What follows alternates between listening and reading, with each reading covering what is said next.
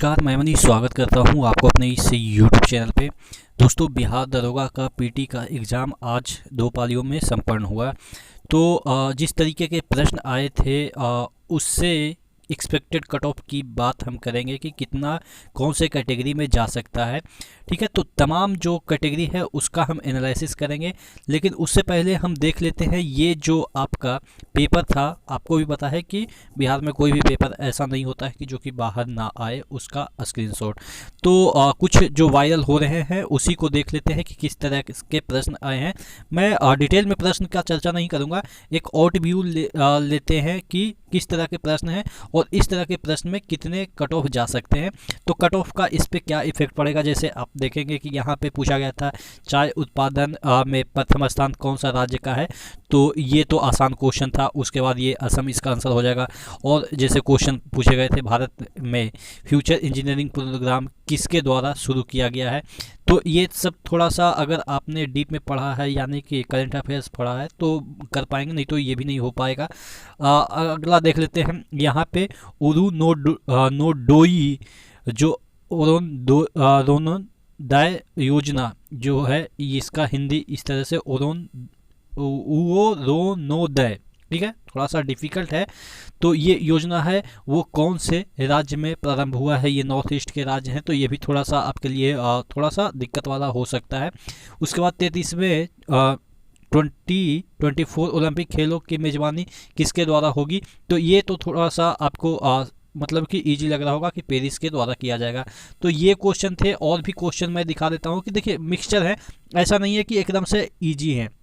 आप देखेंगे कि और भी डिफ़िकल्ट के प्रश्न है। जैसे यहाँ पे पूछा गया था निम्न में से किस कंपनी ने 1983 में ह्यूमिलीन का विक्रय आरंभ किया था, तो ये तो मुझे नहीं लग रहा है कि किसी ने अच्छे तरीके से दिया होगा आंसर। वो अलग बात है, टॉपर ने दिया होगा तो वो अलग बात है। और भी क्वेश्चन हम देख, मैं आपको बताने जा रहा हूँ एक न्यू ऐप के बारे में जो स्टूडेंट्स के बीच काफ़ी पॉपुलर होते जा रही है। चाहे कोई क्वेश्चन हो या कोई डाउट हो, कोई कंसेप्ट ना समझ में आए, बोर्ड्स हो या जेई नीट हो, पढ़ाई में कोई दिक्कत आ रही है, उसका सॉल्यूशन है फिलो ऐप। अपने डाउट्स को किसी भी टाइम क्लियर करें सिर्फ 3 आसान स्टेप्स में।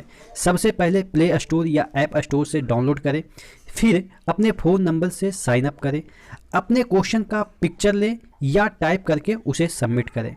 फिलो ऐप आपको इंडिया के टॉप एक्सपर्ट फैकल्टी से 60 सेकंड के अंदर कनेक्ट कर देगा। यहाँ वीडियो ऑडियो के माध्यम से टॉप एक्सपर्ट फैकल्टी आपको आपके डाउट क्लियर करेंगे, जैसा एनिमेशन में दिख रहा है। तो दोस्तों बहुत सिंपल है ना। अगर कोई डाउट है तो आस्क फिलो, ऐप का लिंक डिस्क्रिप्शन बॉक्स में दिया हुआ है।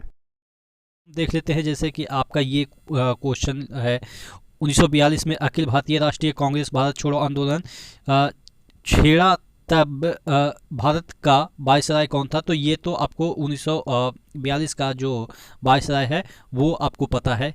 ठीक है, उसके बाद यहाँ पे और भी क्वेश्चन मैं देखने की कोशिश करता हूँ। यहाँ पे देखिएगा, ये क्वेश्चन है बेबर के अनुसार निम्न में से कौन सा पारंपरिक सत्ता का स्रोत है, तो ये भी थोड़ा सा डिफिकल्ट क्वेश्चन हो जाएगा।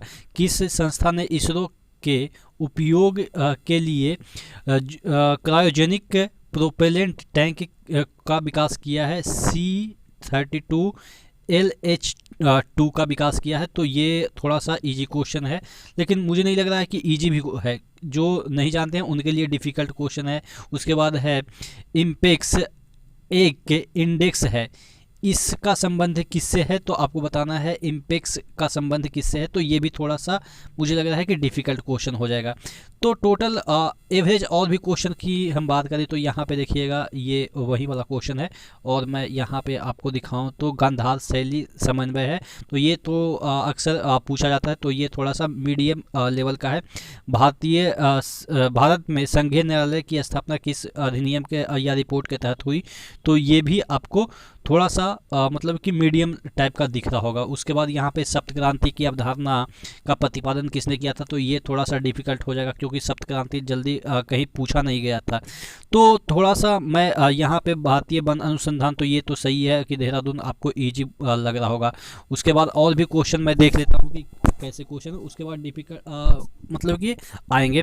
सोनार का, तो ये आपको सोनार का तो पता होगा, ठीक है। सोनार का होता है साउंड नेविगेशन एंड रेंजिंग, तो ये आपके लिए इजी क्वेश्चन था। उसके बाद देखिए थोड़ा सा फर्स्ट शिफ्ट में जो क्वेश्चन थे वो थोड़ा सा मुझे लग रहा है कि पेचीदा थे।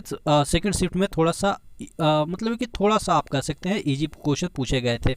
उसके बाद यहाँ पे पूछा गया था, जब आयोडीन घोल की कुछ बूंदे चावल की पानी में मिलाया जाता है तो घोल का जो रंग है घोल नीला काला हो जाता है, यह इंगित क्या करता है? तो ये आपको पता है कि मांड को इंगित करता है, यानी कि स्टार्च को इंगित करता है। तो टोटल मुझे लग रहा है कि एवरेज भी हो सकता है कि मुझे लग रहा होगा कि एवरेज किसी के लिए डिफ़िकल्ट भी हो सकता है। तो डिपेंड करता है कि मतलब कि आपके अकॉर्डिंग कैसा क्वेश्चन था। मेरे अकॉर्डिंग तो मीडियम और थोड़ा सा डिफिकल्ट था।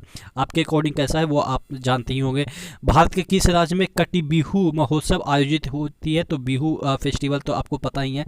तो इस तरीके से आपको और भी यहाँ पे देखिएगा कौन सा जो मंत्रालय है वो खेल पुरस्कार से जुड़ा हुआ है, यानी कि कौन खेल से संबंधित पुरस्कार वगैरह देता है। तो ये भी आपके लिए थोड़ा सा इजी ही हो जाएगा।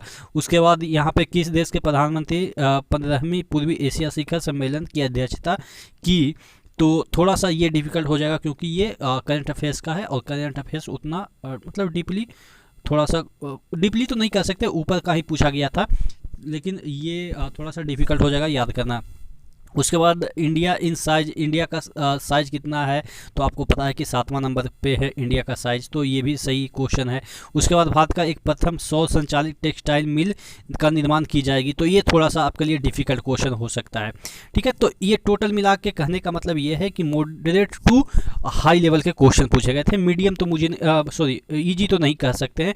तो उसके अकॉर्डिंग मैं अपना अब कट ऑफ पे आ जाते हैं कि कट ऑफ कितना हो सकता है। देखिएगा ये मैंने कट ऑफ एक्सेस रखा है कि इससे मतलब कि ज़्यादा मुश्किल से जाएगा, नीचे जा सकता है, मुश्किल से ऊपर जाएगा, क्योंकि थोड़ा सा क्वेश्चन का जो लेवल था आपने देखा कि थोड़ा सा स्टैंडर्ड था, यानी कि अच्छे लेवल के क्वेश्चन थे।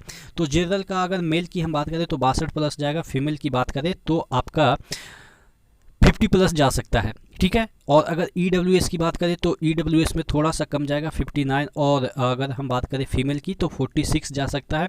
BC की बात करें तो 60 जा सकता है, और फीमेल की बात करें तो 47 जा सकता है। EBC यानी कि एक्सट्रीमली बैकवर्ड कास्ट के जो है वो आपके जो है वो 57 जा सकते हैं और 45 जा सकते हैं, ठीक है। तो ये है, और भी SC ST के तो आपको पता ही है कि और भी कम जाएंगे, ठीक है।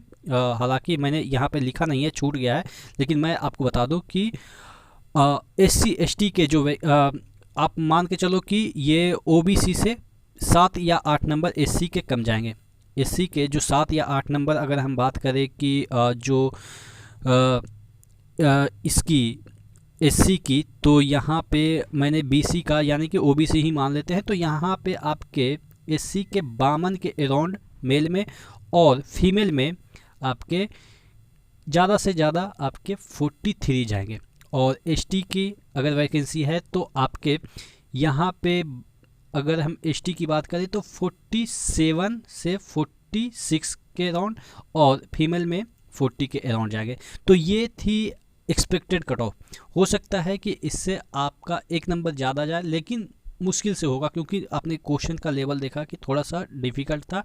और अगर हम बात करें कि इससे कम जाएगा तो कम से कम तो 1-2 नंबर कम जाएगा, यानी कि 1-2 नंबर ऊपर नीचे वेरी कर सकता है, इससे ज़्यादा नहीं जा सकता है। क्योंकि आपने देखा कि अच्छा ये बात है कि क्या जो क्वेश्चन है वो वायरल सही में हुआ था। तो देखिए वायरल किस तरीके से हुआ है, हो सकता है कि एग्ज़ाम होने के बाद कोई पेपर बाहर लेके चला आया हो, ऐसा वायरल की मैं बात कर रहा हूँ, और या एग्ज़ाम सेंटर से अंदर वायरल हुआ। ये सब चीज़ों के बारे में तो मुझे भी नहीं पता कि क्या हुआ क्या नहीं हुआ। मैंने देखा कि बहुत सारे व्हाट्सएप ग्रुप में शेयर किए जा रहे थे, तो मैंने वहाँ से आपको दिखा दिया कि ऐसा ऐसा क्वेश्चन आया था। और मुझे जहाँ तक लगता है कि ऐसे क्वेश्चन जो वायरल होते हैं वो एग्ज़ाम सेंटर से बाहर होते हैं, यानी कि जो बिहार में ऐसा होता है ना कि एग्ज़ाम देने जाते हैं बंदे और पेपर लेके ही भाग जाते हैं, कई बार ऐसा होता है। मैंने मतलब कि अक्सर ऑब्जर्वेशन के अकॉर्डिंग मैं बता रहा हूँ, मैं भी जब दिया था SSC में तो ऐसा ही हुआ था। बाद में पता चला कि वो वायरल तब हुआ जब वो क्वेश्चन बाहर लेके चला गया, और बाहर लेके चला गया तो यानी कि हो सकता है कि बाद में वायरल हुआ होगा, एग्ज़ाम कंडक्ट होने के बाद वायरल हुआ होगा, तो ये सब चीज़ें तो अलग चीज़ें हैं। लेकिन हाँ, जो कट ऑफ है और एग्ज़ाम वगैरह तो सही से हुआ है, मुझे जहाँ तक लगता है कि सही से हुआ है और सही तरीके से हुआ। लेकिन बाद में फर्जीवाड़ा होगा वो अलग मैटर है, लेकिन आपके एक्सपेक्टेड कट ऑफ इतना ही होंगे, क्योंकि अभी ये पीटी है। मेंस का तो अलग मैटर है, मेंस में क्या क्या होता है ये सब चीज़ें तो आपको भी पता है कि बिहार के जो जॉब है उसमें क्या क्या होता है। लेकिन कोई बात नहीं, इससे ऊपर ला रहे हैं तो आप सेफ हैं। तो नेक्स्ट वीडियो मिलते हैं, तब तक के लिए धन्यवाद।